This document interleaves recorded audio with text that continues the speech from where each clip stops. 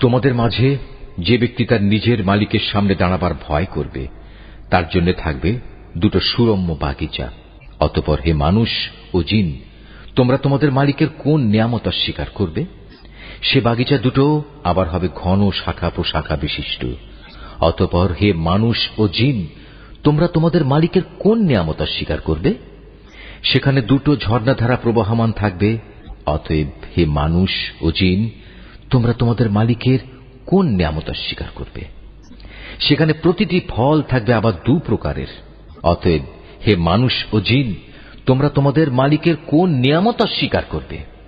জান্নাতের অধিবাসীরা সেখানে হেলান দিয়ে আয়েসে বসবে রেশমের আস্তর দিয়ে মোড়ানো পুরু ফরসের উপর। এ সময় উভয় উদ্যান ফল সহ তাদের সামনে ঝুলন্ত অবস্থায় থাকবে। অতএব হে মানুষ ও জিন, তোমরা তোমাদের মালিকের কোন নিয়ামত